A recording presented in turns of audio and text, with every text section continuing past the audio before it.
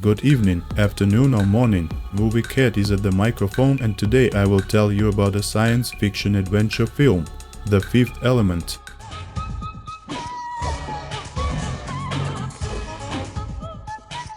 (1914) Egypt. One archaeologist finds interesting drawings inside the pyramid, which tell the following. Every 5,000 years, absolute evil comes into the world to destroy all life. It is possible to defeat him only by collecting 4 stones, symbolizing the elements water, earth, fire and air, then placing a certain fifth element in the center. The local priest believes that the archaeologist has learned too much and decides, in the name of goodness and light, to kill him by pouring poison into the water. The archaeologist does not have time to drink it because a spaceship lands in front of the pyramid and the Mondoshavians, aliens in bulky armor, come out from there. They tell the priest that there will soon be a war on Earth and it is no longer safe to store the 4 elements here. The Mondoshavians take the stones but promise to return with them when evil comes. That is, after 300 years. Mondoshavians leave the key to the temple for the priest, who will have to convey the necessary instructions to his follower, and that guy to the next one, and so on for 300 years. 300 years later, disturbing news are brought to the president of the Earth. A military cruiser has discovered a strange object in the solar system, a huge fireball that is moving towards the Earth. The captain of the cruiser really wants to shoot a missile at this ball, but the president does not allow it, he doubts. In the corner of the office, the priest, who is here as an expert of cosmic phenomena, raises his hand. He explains to the president that the discovered ball is the essence of absolute evil, and evil, as everybody knows, breeds evil, so any aggression will only strengthen the ball. The president decides to take the risk anyway and gives the command to the military cruiser to attack. The missiles hit the ball, and from this it increases several times in size and absorbs the cruiser with a fiery wave. Realizing that the priest is better informed, the president wants to know how to destroy this ball. The priest, whose name is Vito Cornelius, tells about the 4 elements that are stones, and there is also the 5th, the secret element. The Mondoshavians are already bringing these stones to Earth right now. Their ship appears in orbit when suddenly it is attacked by space pirates. The ship explodes and crashes to Earth. The military do not find any stones at the accident site, and only one hand in an armored glove remained from the whole crew.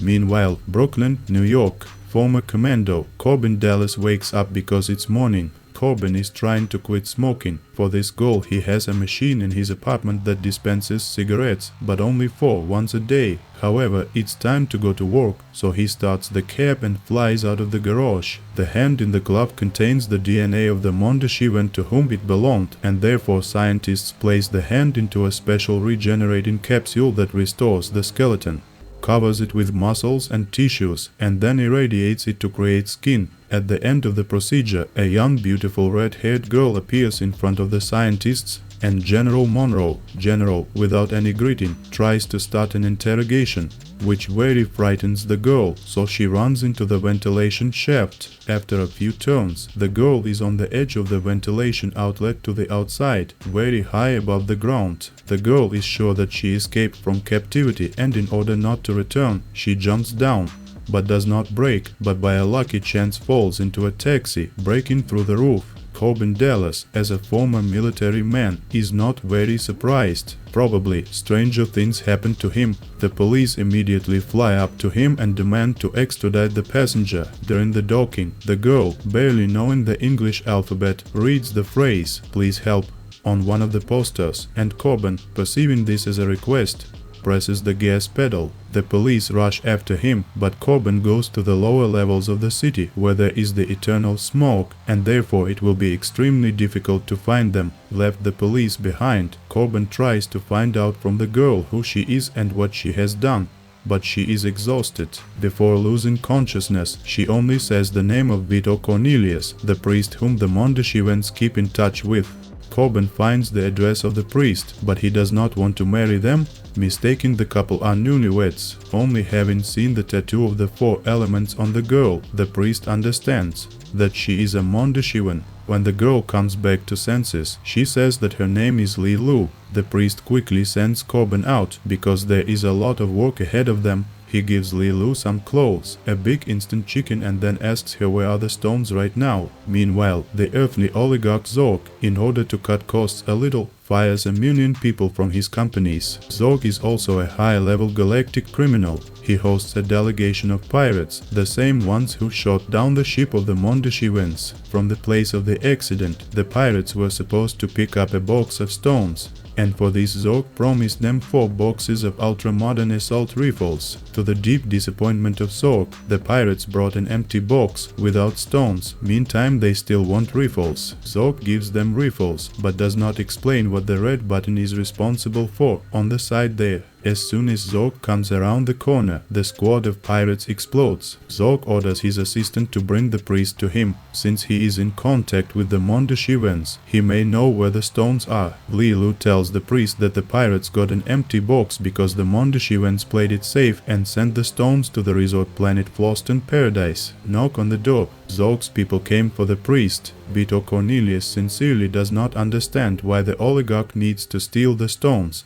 because then absolute evil will win. Zorg explains that evil is needed to create chaos, and chaos creates movement. For example, an intact glass is boring, but if it is broken, several cleaning robots will immediately start moving. The Mondashivans contact the president and say that Earthlings can pick up the stones on the planet Floston from the Opera Senior Pleva Laguna. The president wants to carry out the operation quietly and without publicity, so only one person is needed, but a clever and a skillful one. General Monroe knows such guy. Having breakfast, Corben receives a notice he is fired from the Zorg's taxi depot. A few minutes later, General Monroe comes to him and entrusts him with a mission.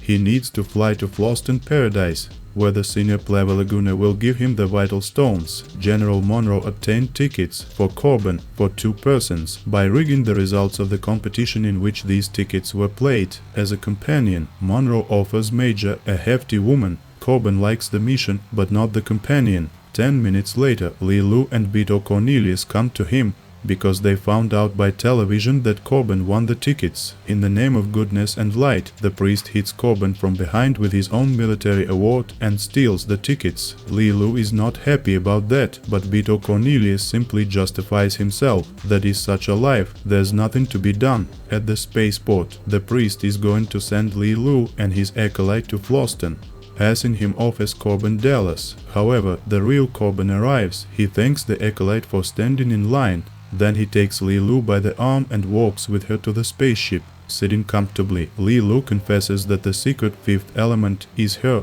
The priest also infiltrates the ship by sneaking through the landing wheel's shaft. Zorg's phone rings in his office. It is using satellites. The essence of evil is connected with him. It demands stones from Zorg, which he promised in exchange for a lot of money. Corben and Leeloo arrive on Floston, where a huge flying cruise ship is waiting. Having changed clothes, Corben goes to the opera concert of the Senior Pleva Laguna. At this moment, 2 things are happening. First, the pirates, who entered the liner, search the Pleva Laguna's cabin, looking for the stones. They plan to blackmail Zorg seriously if they get the elements. Second, Zorg asks the liner's captain for permission to land, ostensibly for repairs. Leeloo finds pirates in the Pleva Laguna's cabin and skillfully beats them. However, Zorg enters with a machine gun and shoots her. Leeloo miraculously manages to hide in the ventilation shaft, and Zorg takes the right box, then mines the liner and leaves it. The second group of pirates fires in the concert hall and kills Pleva Laguna. Before her death, she manages to say that the stones are inside of her.